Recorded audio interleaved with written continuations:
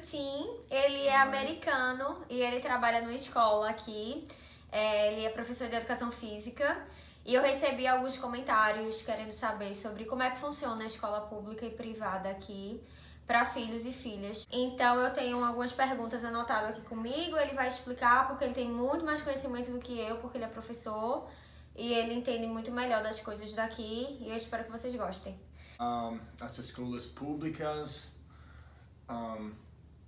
são gratuitas, totalmente, não tem mensalidade, não precisa pagar nada nessas escolas.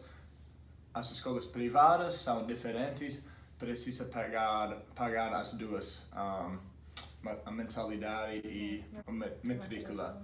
E sobre preço a gente não sabe porque é de acordo com cada área, né? Cada escola privada tem custo diferente, então precisa pesquisar cada escola. Informações sobre as séries começa com kindergarten, Certo. que eles precisam ter 5 anos, pelo menos. Eles vão à mesma escola até série, quinta série. Ok. Isso é chamado elementary school. O início de tudo é o kindergarten. Ele começa daí. Sim, mas tem pre-kindergarten, mais ou menos série antes de kindergarten, que é opcional. Certo.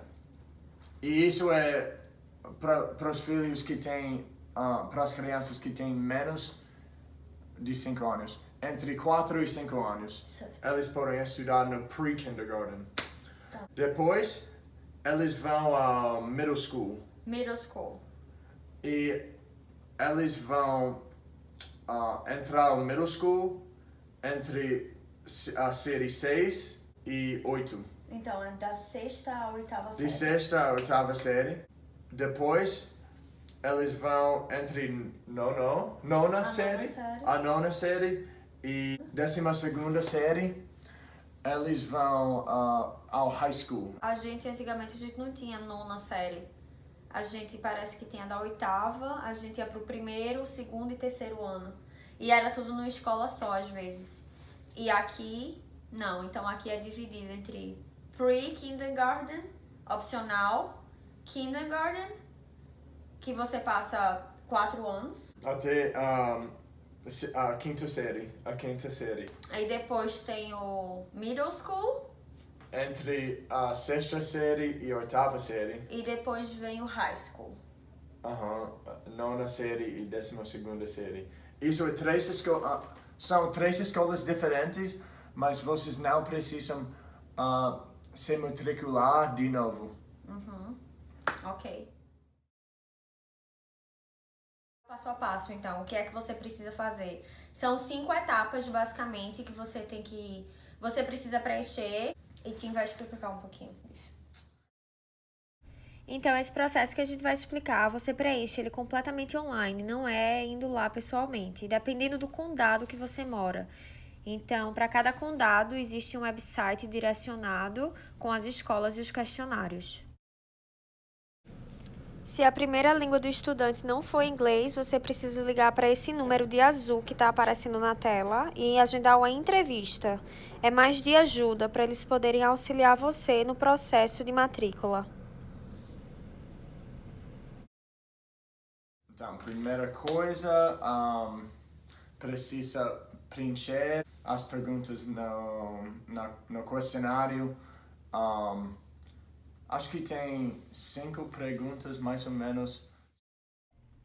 Estas perguntas, elas serão todas em inglês. Primeira, qual o idioma que o estudante prefere se comunicar? Segunda, qual a primeira língua que o estudante aprendeu? Terceira, qual é o idioma utilizado em casa, no caso com os pais? Quarta, se o estudante está sendo transferido de uma escola fora dos Estados Unidos. E a quinta é se ele recebeu alguma aula do ESOL, que é o English as a Second Language. Segundo passo, precisa saber qual escola e se o filho vai estudar. Você tem que matricular o seu filho no bairro que você mora. E isso é obrigatório porque a escola, acho que vai dar uma lista, né? De opções. e você tem que escolher Não, na área que você tá. Não tem opções, só tem uma escola da sua área. Ah, ok. Então você não tem opção. Não tem Então opção. você não tem opção, você vai ter que matricular o seu filho na única escola que tá na sua área.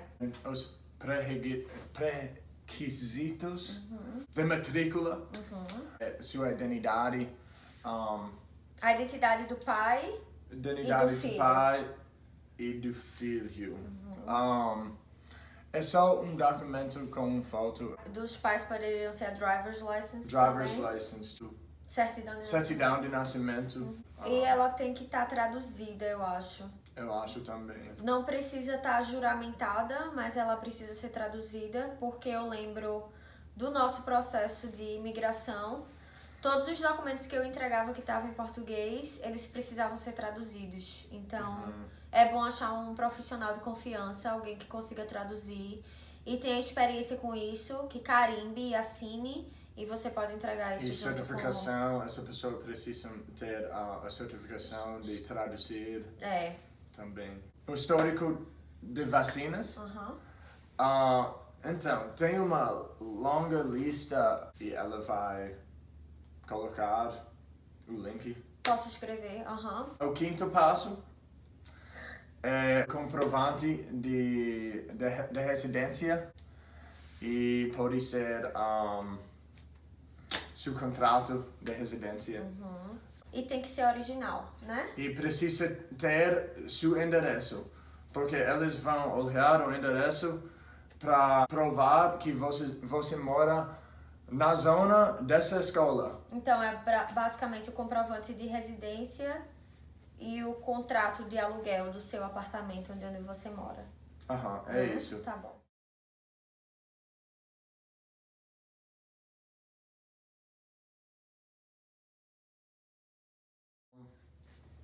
E transporte para as escolas é gratuito também. Ele pega o seu filho na casa e deixa de volta, né, amor? Sim, mas tem paradas. Sim. Então, seus filhos vão caminhar a essa parada que fica muito perto da sua casa. É super seguro. Super seguro. Tem outros filhos também. A lei nos Estados Unidos, imigrantes, criança, adolescente, não podem ser negados a educação pública. Isso é lei. Isso é lei. The U.S. Supreme Court ruled that undocumented children and young adults have the same right to attend public primary and secondary schools as do U.S. citizens and permanent residents. Agora eu vou ler os principais pontos do que as escolas públicas não podem fazer. Negar admissão a aluno durante o processo inicial de entrada ou em qualquer outro período que aluno esteja sem status. Exigir que os alunos ou seus pais divulguem ou documentem seu status de imigração.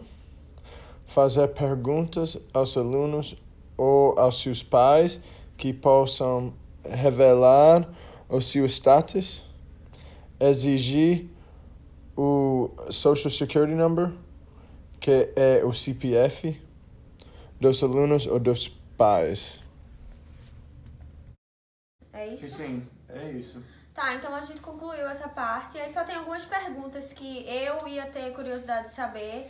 E algumas mães me perguntam também qual o horário da escola daqui, porque no Brasil tem escolas que começam horários diferentes e aqui é diferente também, então. Algumas escolas, a maioria das escolas começam 9 horas de manhã. Tá.